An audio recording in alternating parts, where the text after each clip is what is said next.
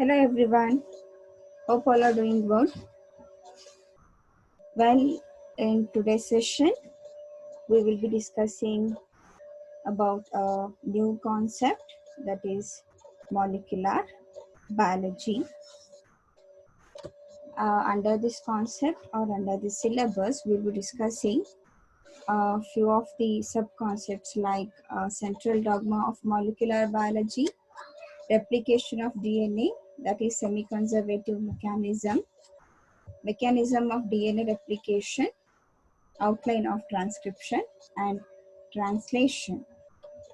So let us start with the introduction.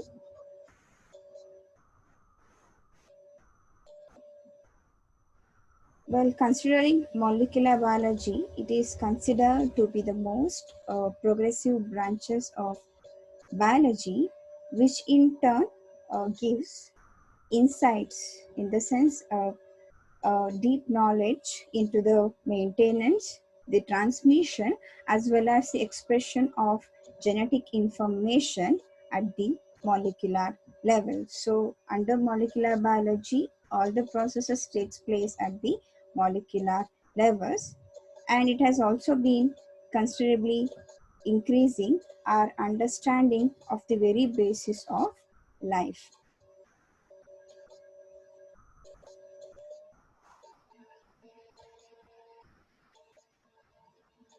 And this biochemistry of informational molecules of the various parts of the cell comes under the purview of molecular biology. So under molecular biology, we will study or we will learn how exactly the transmission, the maintenance, as well as the transformation of genetic information takes place at the molecular level.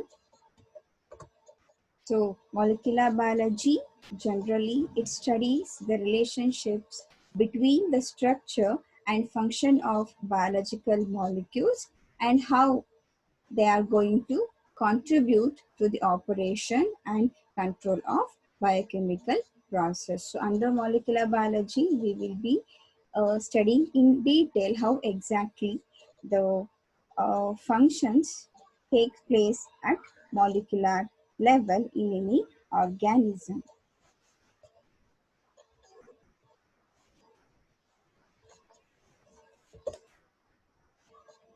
The central dogma of molecular biology.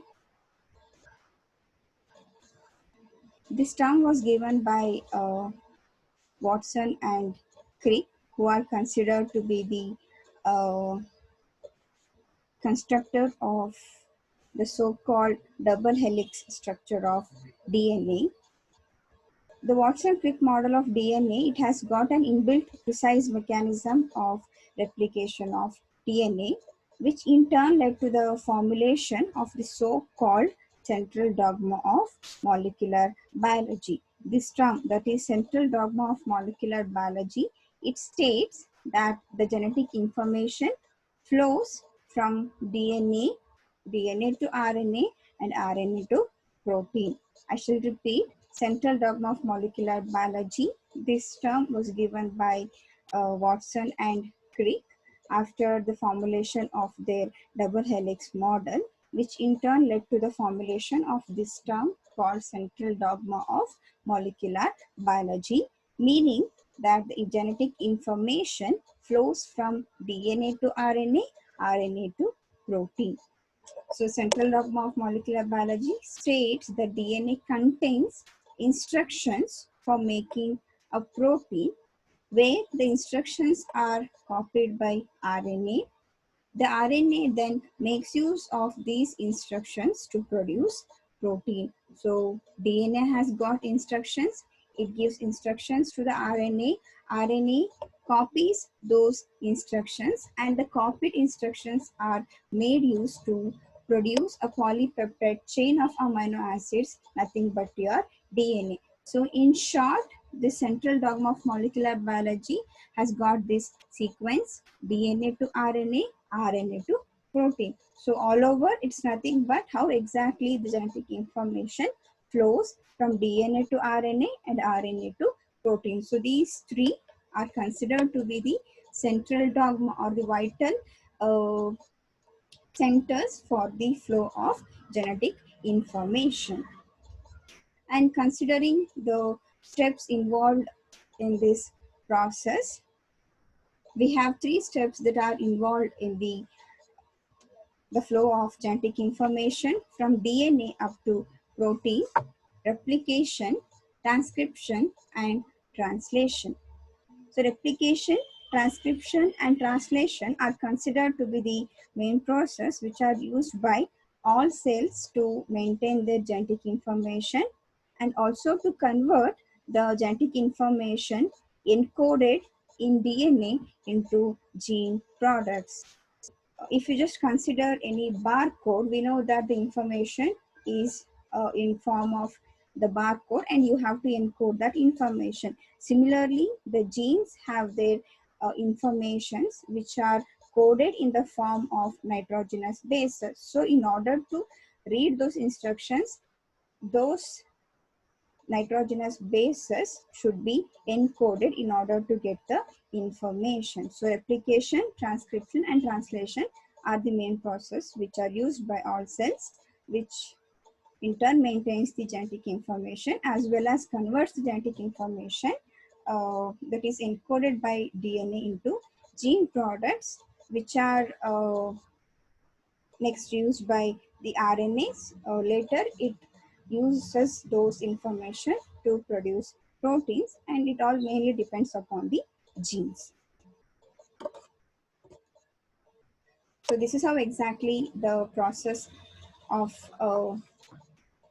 flow of genetic information takes place. Here you have got a double helical structure of DNA. So the first step is replication. Replication is a process where the parent DNA, this is the parent DNA molecule, it copies or it's a process of copying of a parent DNA molecule to produce two daughter molecules. The DNA molecule, the parent DNA molecule or the original DNA molecule, it undergoes replication. Replication is a process where the DNA molecule copies itself in order to produce two daughter DNA molecules which are identical to the parent DNA molecule. So this process is referred as replication. Next, the replicated daughter DNA molecules, they undergo transcription. Transcription is a process where the genetic information that is present in one of the strand of parent DNA is used to synthesize the complementary sequence of bases in mRNA.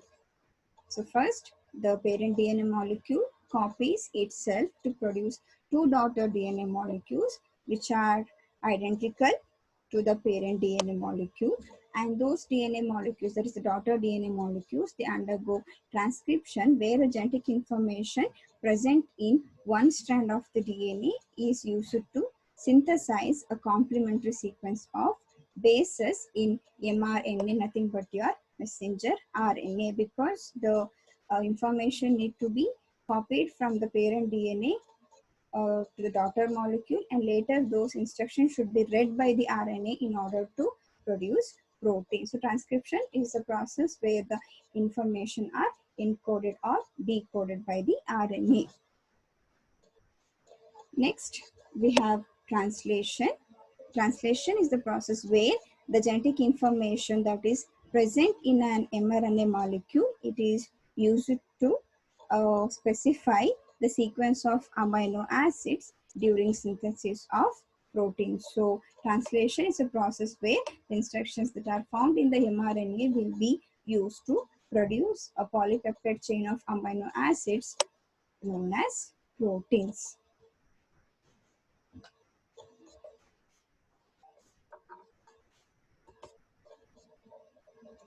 So here you have the description of all the three steps that are involved in the central dogma of molecular biology. Replication, as I said, is the copying of parent DNA to form two daughter DNA molecules which are identical to the parent DNA.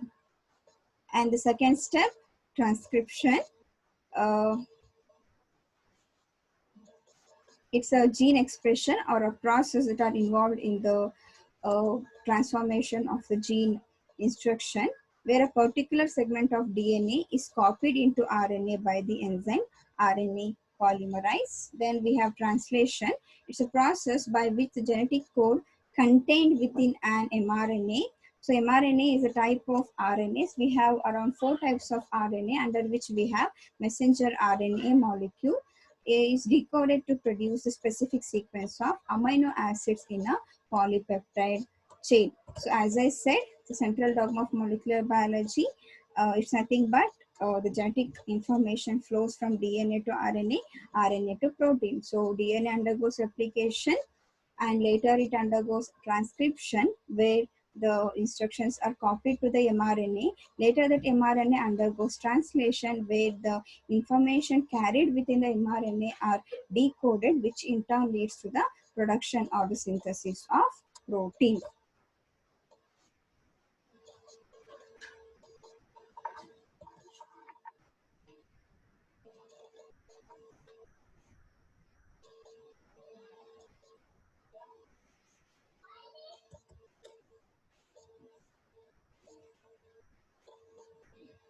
So now coming to the replication of DNA, the method is referred as semi-conservative replication of DNA. This process or the phenomena was demonstrated first by two scientists referred as Matthew Michelson and Franklin Stahl in the year 1958. And these studies were demonstrated on Escherichia coli, which are considered to be the bacteria that grows symbiotically in the human colon, and which is widely and conveniently used in biochemical studies along with some other prokaryotes. So initially, so this semi-conservative replication of DNA mechanism was demonstrated on Escherichia coli, or simply called as E. coli.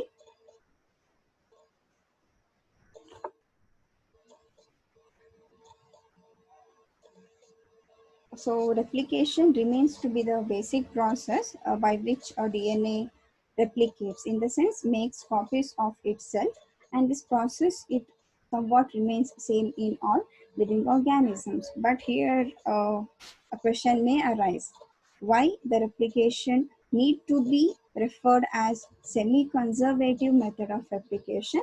Why not it can be simply called as replication of DNA? Yeah. Uh, the answer is that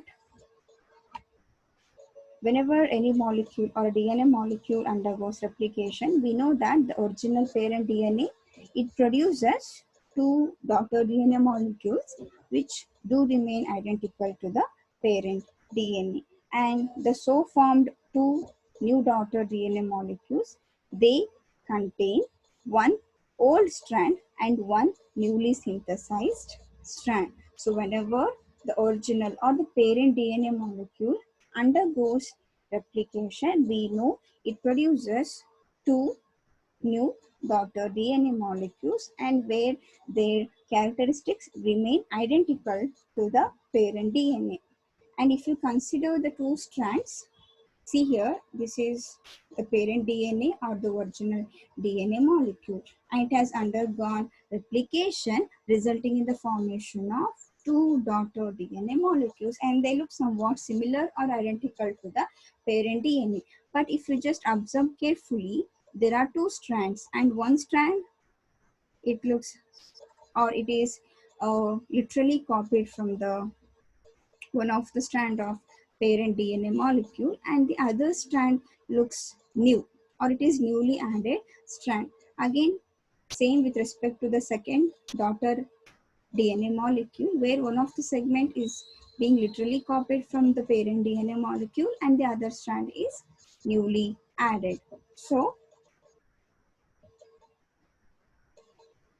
each of the two new daughter DNA molecules, they do contain one old strand and one newly synthesized strand. In the sense, the two newly formed DNA molecule, they are trying to conserve some of the properties or some of the bases from their parent DNA molecule. So DNA replication is considered to be a semi-conservative mechanism because when a new double-stranded DNA molecule is formed, one strand will be from the original template molecule, in the sense original DNA molecule, and the other strand will be newly synthesized. So here you can observe these blue strands are the strands of the original DNA molecule, and the other, the one which is in red color, it is the newly synthesized strand. So the newly formed two daughter DNA molecules, they are trying to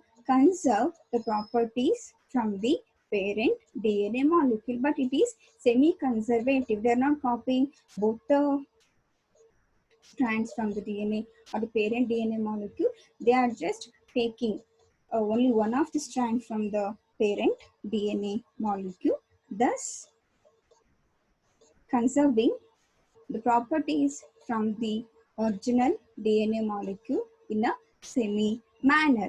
That's the reason the replication is referred as semi-conservative process.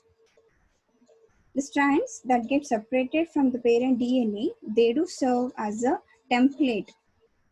The blue strands, here you can see they are literally separated from the parent DNA molecule, and one strand adds to this first daughter molecule and the other strands adds to this second daughter molecule. So the strands separated from the parent DNA, they serve as a template for the synthesis of complementary strand.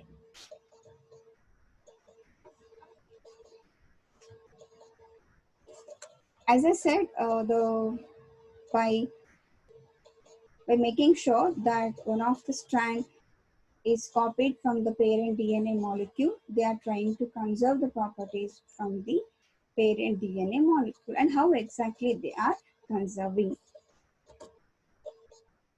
Well,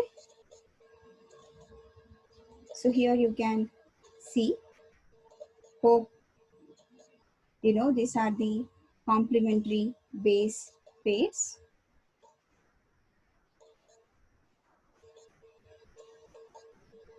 And we know that the nitrogenous bases, they have got their own complementary pairs with whom they can only bind. For example, if you take adenine, it can only bind to thymine, and compared to cytosine, it can only bind to guanine. So adenine and thymine are considered to be the complementary base pairs. Cytosine and guanine are considered to be the complementary base pairs. In the sense, adenine can only bind to thymine, cytosine can only bind to guanine. So they are considered to be the complementary base pairs.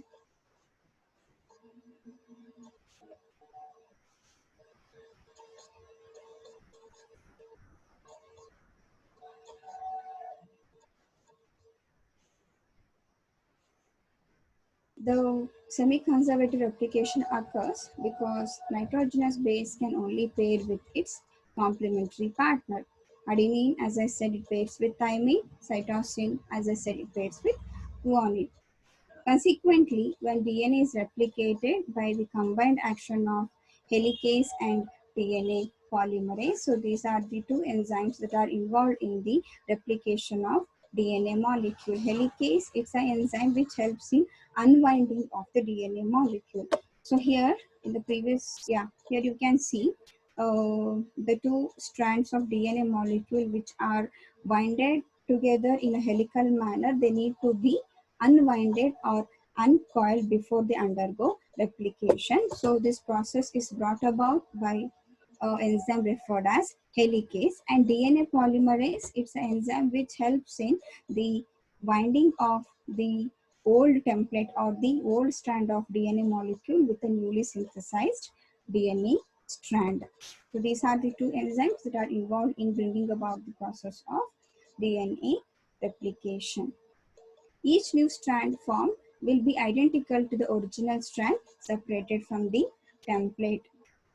So this DNA polymerase will make sure that the newly added DNA strand has got the nitrogenous bases which act as complementary bases for those nitrogenous bases which are already stuck to the parent DNA strand. Therefore, the complementary base pairing takes place and the binding is easy. The two semi-conservative molecules formed will have an identical base sequence to the original molecule. Therefore, the formed two new DNA molecules, they will conserve some of the properties in the form of the identical nitrogenous bases to the original molecule. This is how they are going to retain the identical base sequences from the parent DNA molecule or the original molecule. That's the reason the replication is referred as semi-conservative replication of DNA.